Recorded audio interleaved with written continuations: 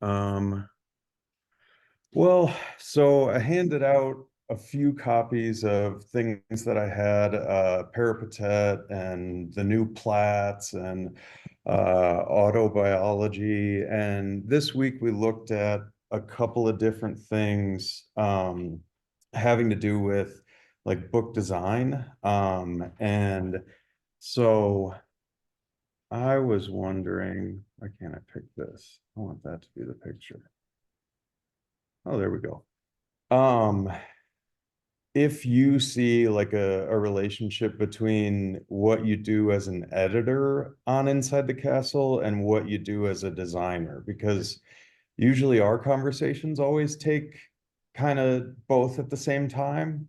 Mhm. But I'm curious with all the writers that you've worked with, if there's always a visual element coming up early on, or if those things are kind of separate in your head or things like that. Um, it varies pretty widely. Um, Sometimes people's manuscripts that they send me have kind of a built-in visual attitude to them already, whether they're using images in their text or the way the text is formatted and the document they send me might be suggestive of um, some kind of design aspect. Um, but it's not a given to me. Like I don't feel the need to force something into uh, a more exuberant package than it needs to have, which probably sounds strange, having done like 1,000-page full color thing for you. But yeah, sometimes things people send me. I guess it has to do with what it seems like the priorities of the text are. So my books personally that I write, I I don't want them to look strange in any way, because Uh-huh. personally in my own work, all I care about is the words and how the words operate on the page, and I don't want any kind of distractions from that in the reading experience. And there's other books like that that people have sent me that seem like they don't want that for some reason. Um, and then sometimes there's books that people send me that seem like there's something to them that's searching for a visual context. So one of the examples that I thought of that I can show your class if Sure. that's of interest was Yeah. Mike Correa's Smut Maker.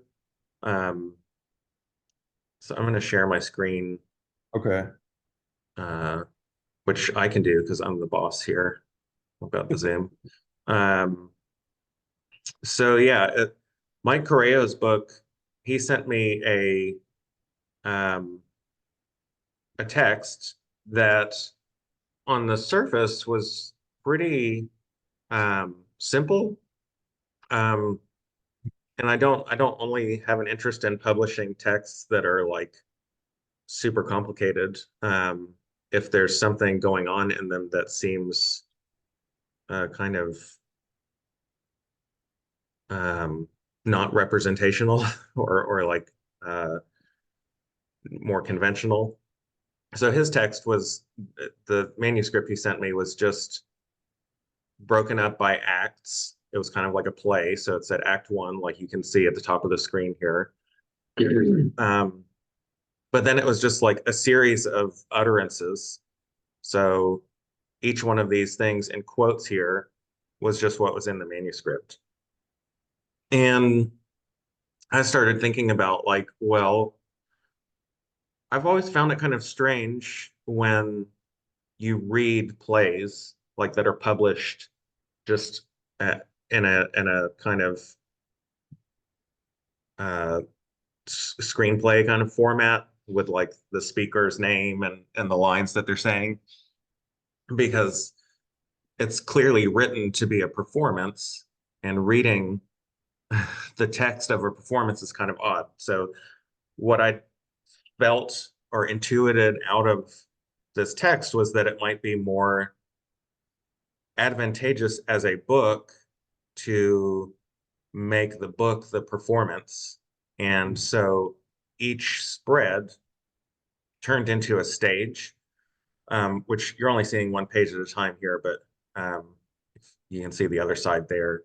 So each page was a spread, or each act was a spread, and I built like a stage, so you can see the backdrop against the top there, and then the kind of proscenium opening on each side of the bottom of the page. So you're like seeing into a kind of like the blocking of a stage. And then I have like set dressing and stuff on there. Um, and so each act, each spread is like a different stage set with all the text that he gave to me, but I created it into like this um, a kind of visual dramatization of the text that he had sent me. So yeah, every project is different, and sometimes it's very focused on text, and sometimes it's very focused on design. And you asked me about being an editor, and I don't feel like I am an editor so much. I don't like tend to have a strong hand on people's writing so much. Probably after I had kids, even less so. Like I just kind of take on projects that seem like they're pretty fully formed in terms of the character of the text, and I'll do some like copy editing and stuff like that, but mostly it has to do with curating the overall Inside the Castle project more than it does with like picking apart people's writing. Mhm. What was like, because we've talked a lot about logistical stuff, especially with the most recent project, but I've always wondered because when you look at the side of Smut Maker, it's like a pack of that fruit stripe gum. It's just you see like all these different colors that the pages are. I was wondering Hmm.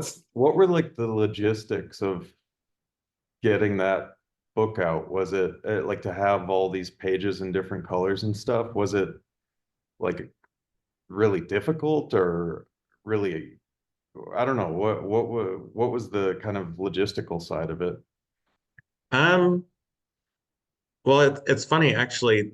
I don't think this is the first color book I ever did. I think Carrie Lorig's Blood Barn might have been the first book that had color in it that I did. And I remember when Mike Klein was in Lawrence for the Inside the Castle fifth anniversary thing, he was staying with us, Mhm. and we were looking at Carrie's book and talking about like, oh, look at it's full color, and like every page, even if it's black and white, is like printed as though it's in color.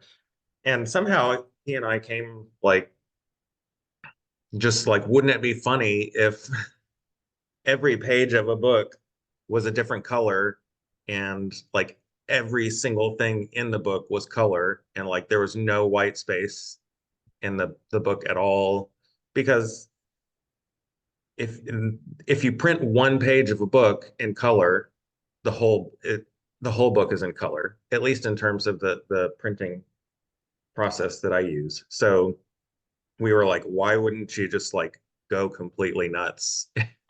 And so that's where Smut Maker came from, is that he and I were just like kind of like you and I talking about, oh, what if your book has like 30 covers that you just keep flipping through and you keep seeing another cover. It was kind of like just a what if thing. And honestly, the logistical part of it is not difficult. It's more just whether someone wants to pay for a book that's more expensive. Um, Uh-huh. I just make the file, and design it in InDesign, and you just drop, you just depending on how well you know InDesign, you drop colors in the background of things, or like you're talking about wanting your new book to be yellow pages. Like all I have to do is make a master page um, in the page templates, and then just use that master for every sheet, and it will just automatically have a yellow background. It doesn't change the like the workload or workflow really. It's more just like, will anyone want it?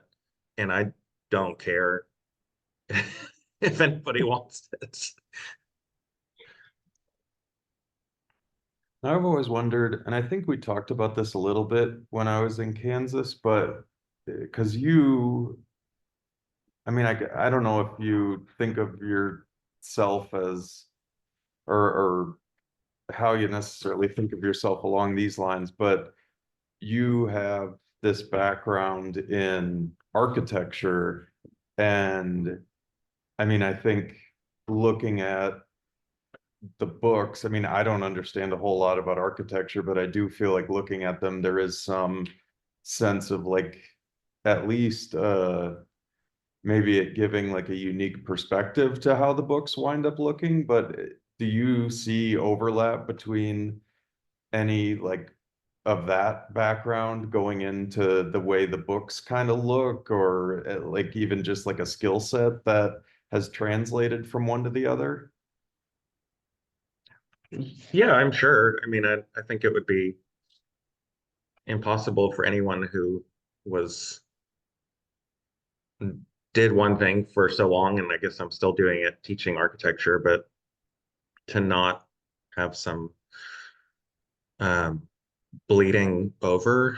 Um, I would say like my my experiences in practicing architecture and studying architecture kind of led to um, a position or an attitude towards designing buildings in which you you come to realize that people don't actually pay attention to them. So like uh buildings are there to just like have people do stuff in them. And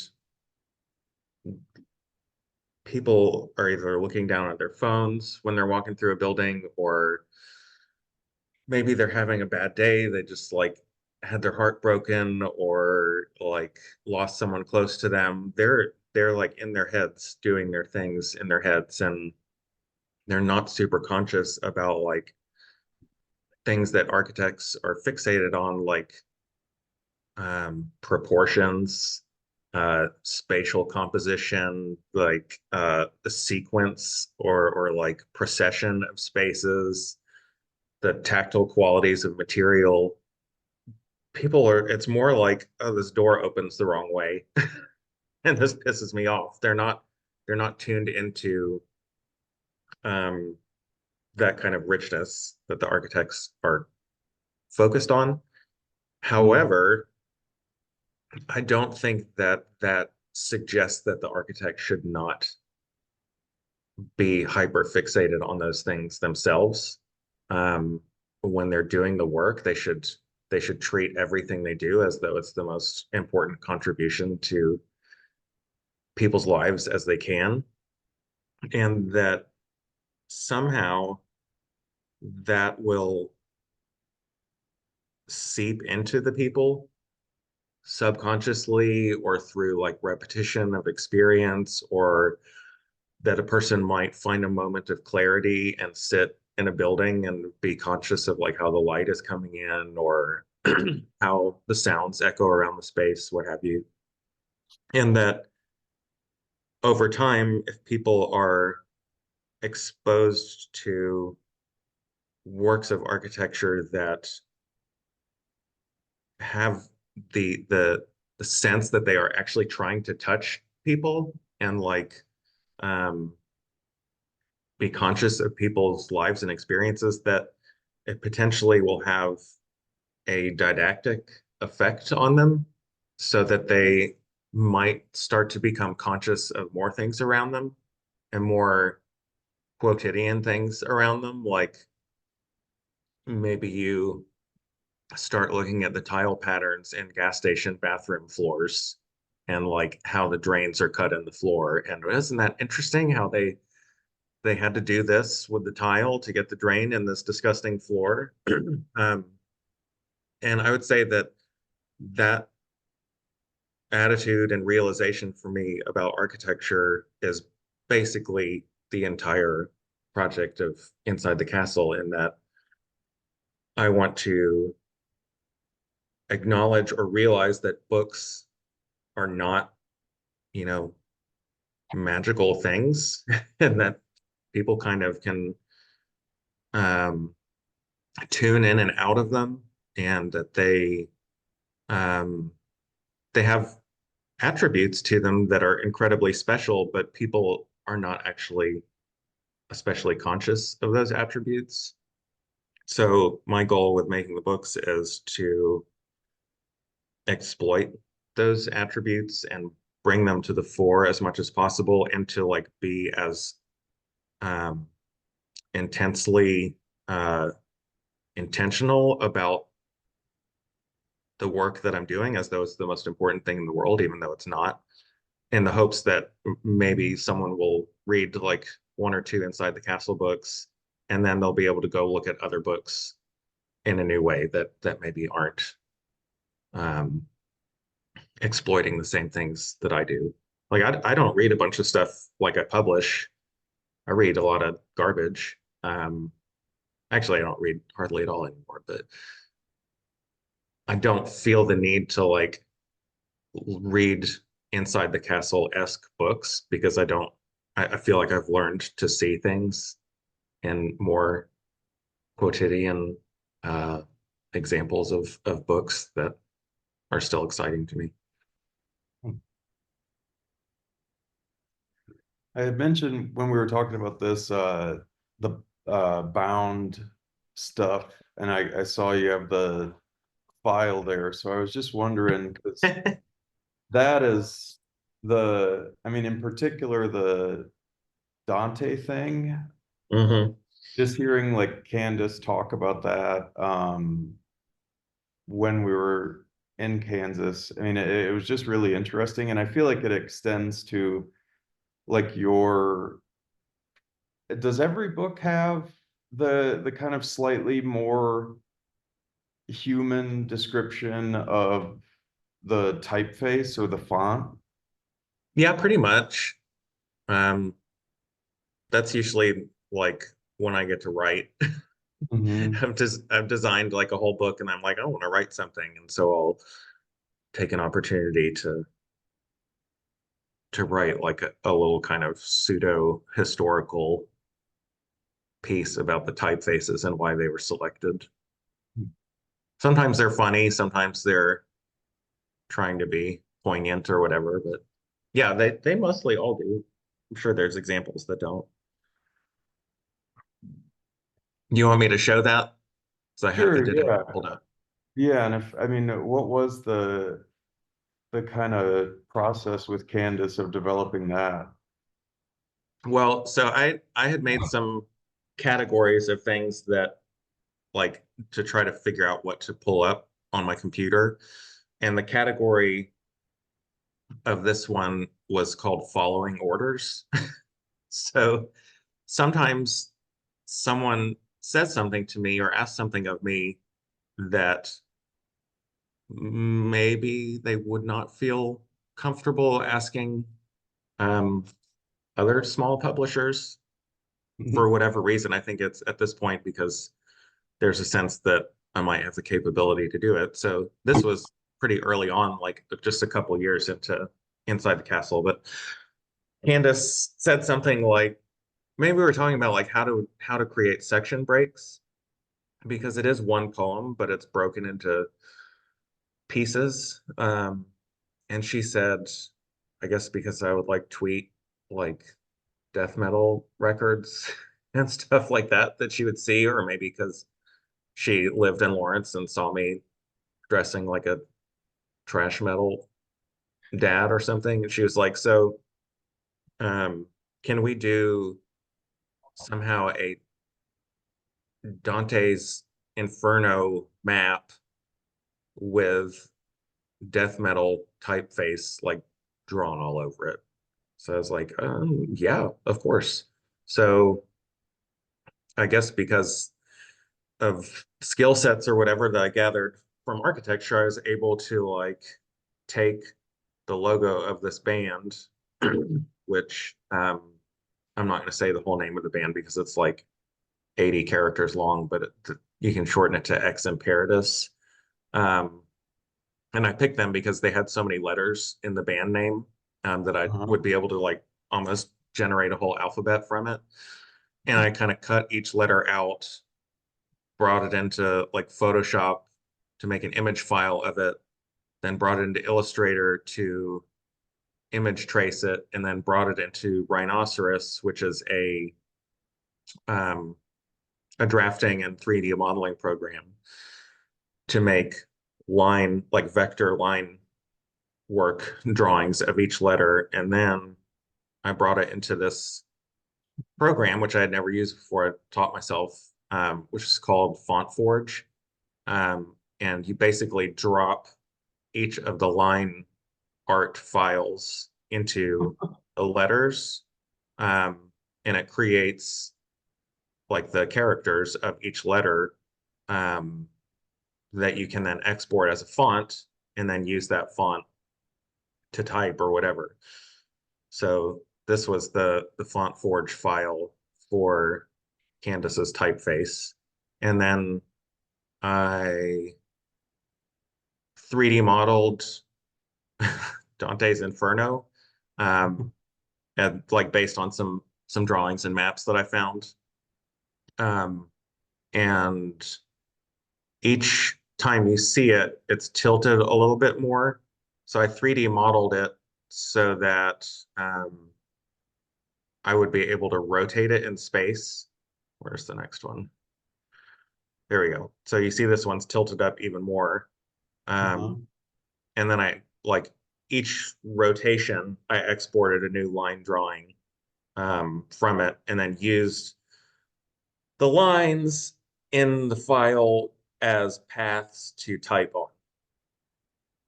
So it's a kind of laborious way of saying I just tried to find a way to do what Candace wanted as best I could. Um, and there's lots of examples of stuff like that where people have asked me to do stuff, and for the most part, I usually try to figure it out.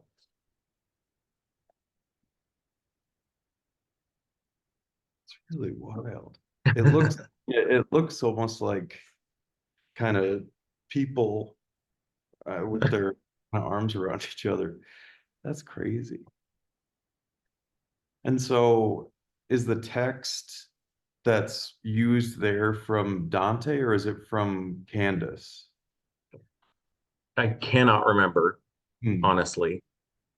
It's like I think in Gag, we there's like a bunch of text in Gag that you've never seen before because I wrote it and and covered it up with like redactions. Uh-huh. So I think this is probably a similar thing where it's just somehow I honestly don't remember if I wrote it, if Candace wrote it. I don't think it's from Dante. I was wondering too about because I didn't bring in my deck of them, but Pearl Death, since Uh-huh. it's a deck of cards, it's a book that's like a deck of cards. Um, what what was the difference? Like, did you still use InDesign for that, or how did that differ from designing a traditional book? Well, that is an example of that I haven't mentioned where somebody else does almost everything. Huh. So like Mike Kitchell's books, I don't touch those because he's like, a designer that I have looked up to, and I have nothing to offer him. I only have stuff to learn from him. Mike Klein, all the Mikes, Mike Correo, Mike Klein, Mike Kitchell, they all basically, other than Smutmaker, they all have designed their own books because I think they are people who see their texts as inseparable from their design sensibility. Um, Uh-huh. Similar to me, like I don't think I'd want someone else to design one of my books. Um, so Pearl Death was actually like that. And I can't remember exactly how it happened, but Jaeger had already like made these cards. Oh, Uh, Maybe like, I mean, he hadn't like printed them, but he had made like designed some of them. I don't think he had all of them yet. So somehow he and I talked about it and we're like, let's do this. And I think I was like, I think we need more cards. There might have been like 50 of them. So I was like, can you do like another 50 so we can have like a big deck? So he did all the he did the back of the cards that's like a really repetitive, just like a regular deck of cards that all the backs are the same. And then he had designed the front of the cards. I don't know where he did that, like what kind of software he was using. But he basically sent me whatever files I needed. I can't remember. It was like um, maybe 4 years ago or so.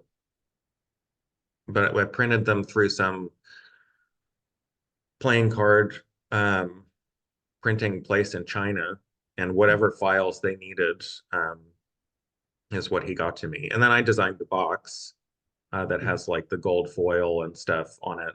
But basically followed his lead from the design of the cards to do the box. So yeah, that's kind of an example of me letting people who seem like they have a vision and an aptitude do their own stuff. I've had people send me stuff like that seem like they wanted to have a visual um stake in the book and it just like was not going to work. Um hmm. so yeah, there's certain people who are able to do that for sure. I was curious too about like with the, I mean, I guess for Mike uh Klein's, like you said, and I think he talked about this that with his book Lonely Men Club, most of it was him, but with the Castle Freak books, that's he does this yearly residency where someone basically applies to write a book in 5 days using like digital assistants somehow. Sometimes it's AI, sometimes it's like code that they've written. But it's a book that someone kind of generates in 5 days, that's 100,000 words.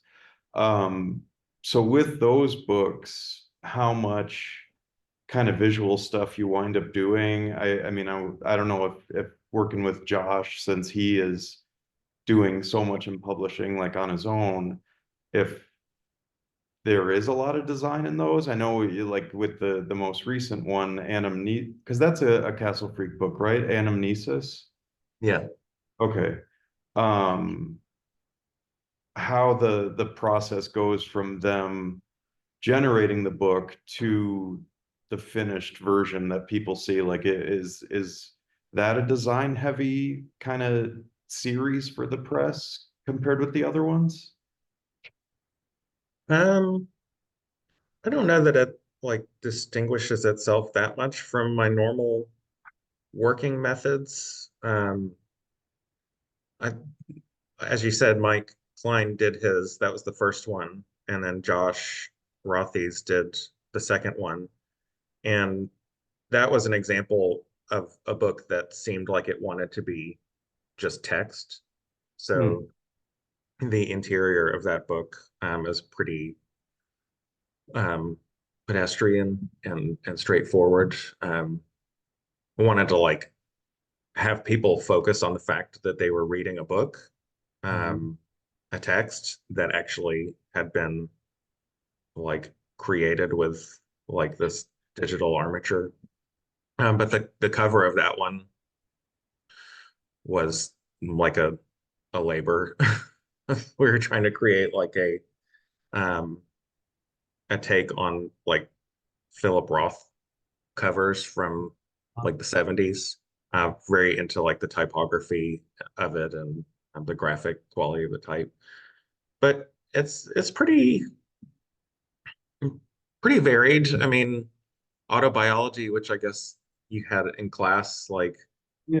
um, that one had a design aspect that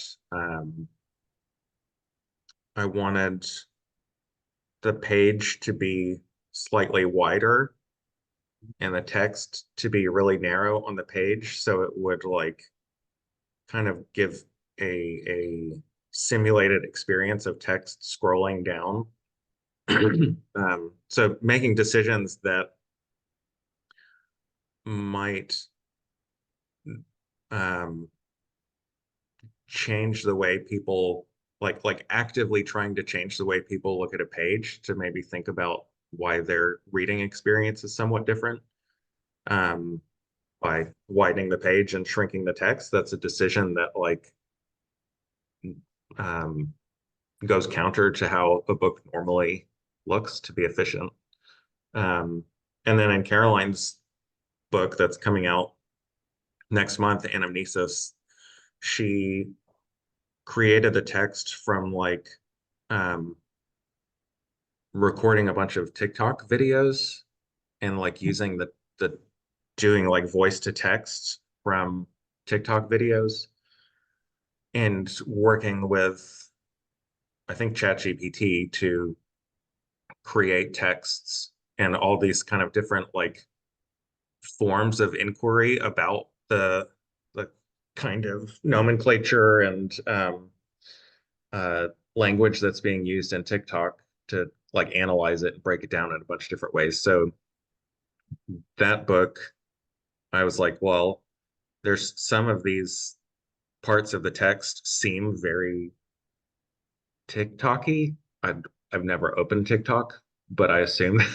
that I know what I'm talking about.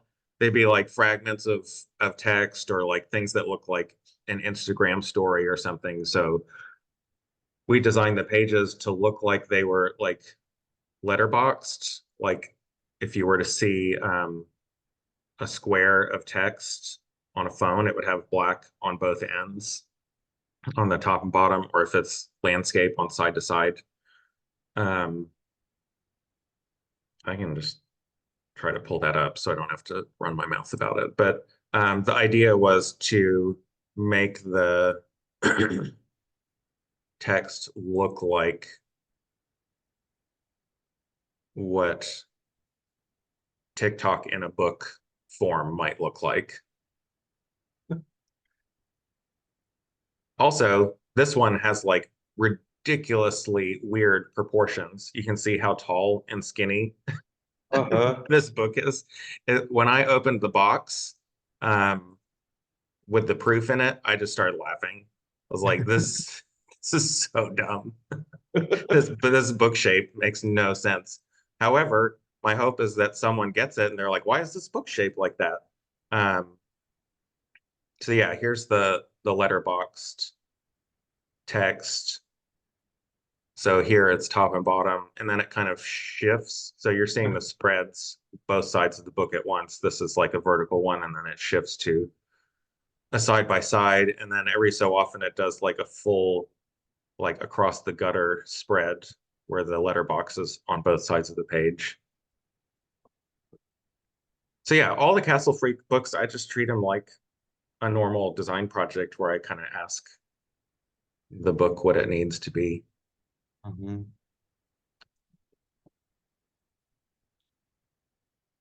There any other like just from the stuff you had pulled up, kind of I don't know, notable moments and figuring out kind of because you started and pretty quickly it was Platts and then Hour of the Wolf, right? Yeah, there was my other little Oh, yeah. capricious book in there before Hour of the Wolf, but yeah, Kitchell's was the first thing by someone else that I published, Okay. and then maybe you were after that, or Doug. Doug was pretty early on. Yeah. Has there been like I don't know. I mean, I guess we kind of talked about this around like the 10-year anniversary, but um uh, notable like developments in terms of changing up your approach or like kind of publishing or design kind of revelations or anything like that that stands out? No, I think I was like pretty early on, um, had a goal of basically what I was saying about architecture, that these books could be didactic in some way by being hyper focused on all of the paratextual aspects of a book, from Mhm. like the way that the running titles are set and the page numbers. Like, what does a page number look like? Here it's got two zeros in front of it so that you can start like getting a sense that it's going to be a really long book. Mhm. To the proportions of the book, the cover. I just Gerard Genette's book Paratexts, which I read like when I was in grad school for architecture, it just stuck with me, like because it really just unpacked what every single um, paratextual element of a book was, and kind of lifted it up to this position of prominence that it could affect the way that you experience a book. And so from the get-go, starting with self-publishing Platts, that was like a conscious thing of mine. And then all the architecture stuff is like folded in, like Doug's book I was going to show, um, Yeah. like uh, this was whatever, like the third or fourth book I did. We His book was like a kind of an erasure collage of Marco Polo and Italo Calvino. And so I had this like Italo Calvino kind of contemporary postmodern thing with like a almost medieval or Renaissance kind of sensibility. So for the cover of that, I worked with a student of mine to create a a way of making a digital mosaic for the cover. So I went and I made this kind of collage of different images that would come up when you'd search Marco Polo. Um, and then the student, who's this brilliant kid named Pat Griffin, he practices architecture in Chicago now, created this insane like um, computer logic thing to basically tessellate or tesserate, I guess, the color samples in the collage into tiles. So the end product was this, where the computer had generated a digital mosaic from the collage that I had made. So there was an interplay between like practical architectural practice and like a vision for how the book should feel or look, um, kind of meeting each other from very early on. Was that because when he read from it, he talked about like how the book can be read in different orders or something? Was that informing it at all too? Do you remember what I'm talking about? Yeah, that was news to me. Oh, okay. My main thing with his book was that he had basically done the book in Photoshop by like layering text on top of each other and just cutting stuff away to reveal things underneath. Huh. So what he sent me was actually a book made out of image files rather than text. So I decided to typeset the over the image files, and because it was like kind of a sloppy process that he had gone through with Photoshop, there was stuff that was like some stuff was turned or like slightly weird or misregistered. So I typeset almost like every letter in the whole book. So I was not even conscious of like how it was meant to be read or anything like that. I was just so focused on the technical stuff. I don't, do you have to get out of here? I do. Yeah. Okay, well, thank you, John. Yeah. Thank you. I hope it was not too tedious, but Oh, it was just great. nice to see you. Good to see you too. Have a Thank good you for class. having me. Thank you, John. Yeah. Bye, y'all. Bye. Bye.